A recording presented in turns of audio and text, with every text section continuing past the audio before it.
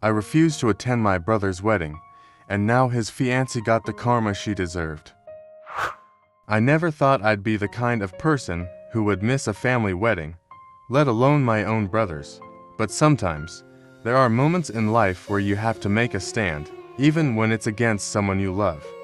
This is one of those times. Just call me David, and I have an older brother named John. Growing up, we were always close. We were the kind of siblings who shared everything. Our love for sports, our goofy sense of humor, and an unspoken bond that made us inseparable. John was my role model in many ways. He was smart, charismatic, and always seemed to have everything together. When he met Nala, his fiancée, it seemed like he had found the perfect match. At least, that's what I thought at first. Then, there's my wife, Susan. She's my world. We've been married for 5 years, and I can honestly say she's the kindest, most patient person I've ever met. Susan's always been someone who believes in giving people the benefit of the doubt, even when they don't deserve it. But Nala tested that patience to its absolute limit. And that's why, when John and Nala's wedding day came, I refused to go. When John first introduced us to Nala, I was excited to meet the woman who had captured my brother's heart.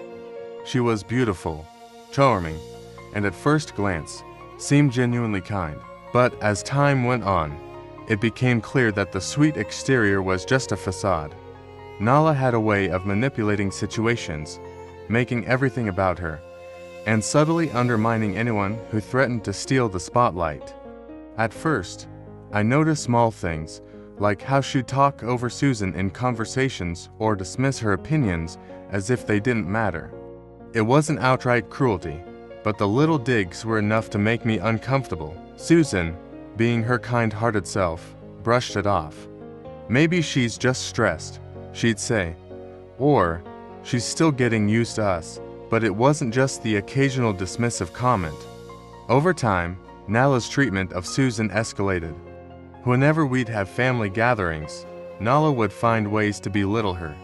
She'd criticize Susan's cooking when she brought a dish to family potlucks, implying that it wasn't up to her standards. She'd make snide remarks about Susan's appearance, saying things like, "Oh, you're so brave for not wearing makeup," in a tone that was anything but complimentary. I tried talking to John about it. I told him that Nala's behavior was hurting Susan, but he just shrugged it off. "That's just how Nala is," he said. "She's blunt, but she doesn't mean any harm." I wanted to believe him. I wanted to believe that maybe I was overreacting, that maybe Susan and I were reading too much into things. But deep down, I knew that wasn't the case. The breaking point came about 6 months before John and Nala's wedding.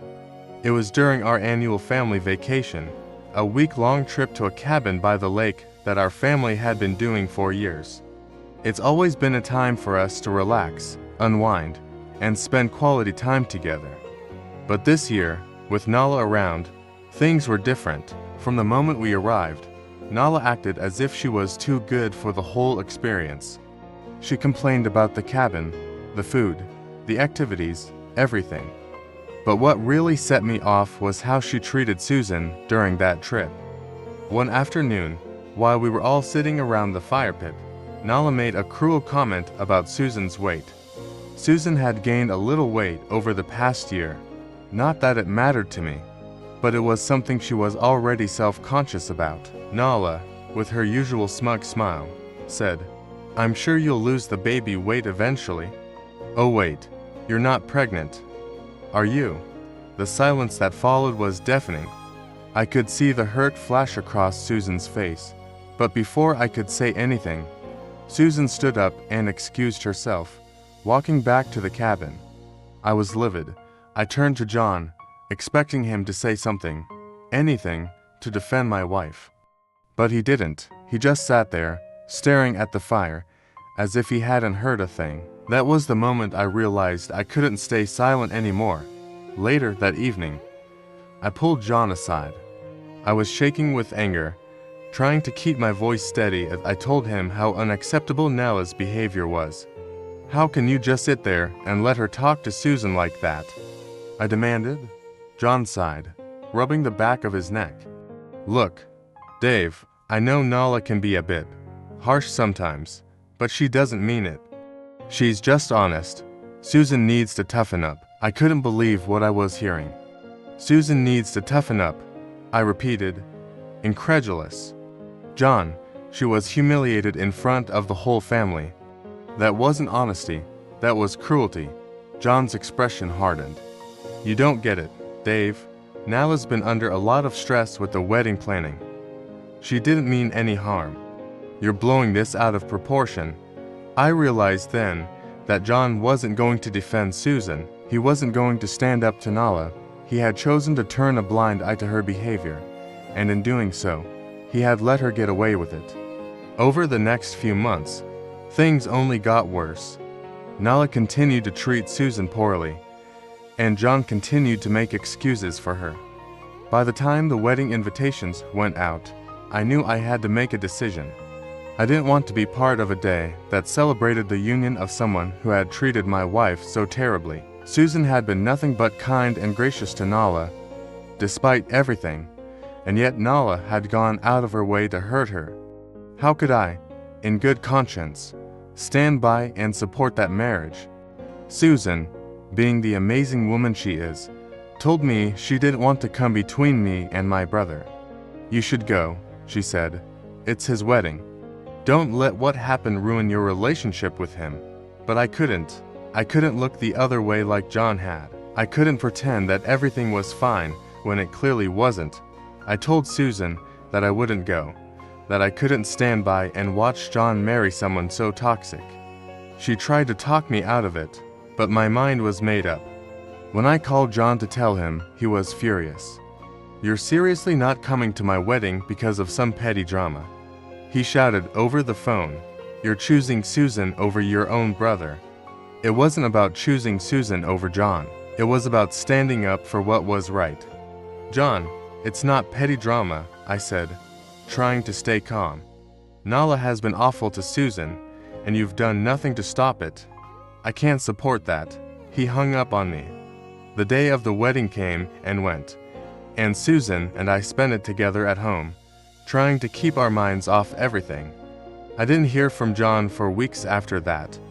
I knew he was angry, but I hoped that maybe, in time, he'd come to understand why I made the choice I did. Then, about a month after the wedding, I got a call from my mom. She sounded hesitant, almost as if she didn't want to tell me what had happened, but knew she had to. It turned out that Nala had been keeping some pretty big secrets from John.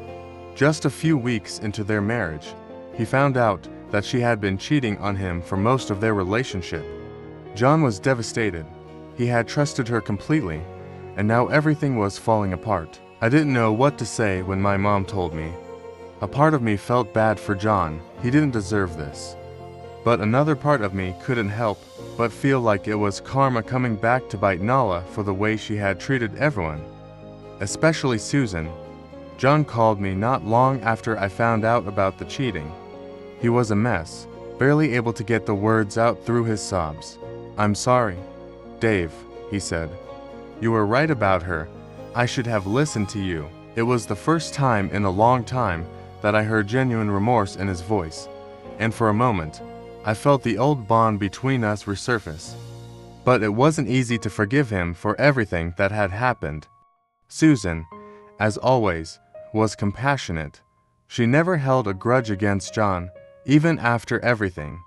She encouraged me to reach out to him, to rebuild our relationship, and slowly, we did. But things were never quite the same. The hurt that Nala had caused, both to Susan and to John, had left a lasting impact on all of us. As for Nala, she disappeared from our lives. I heard through the grapevine that she tried to patch things up with John, but he wanted nothing to do with her. She got the karma she deserved, losing the man who had loved her unconditionally because of her own selfish actions.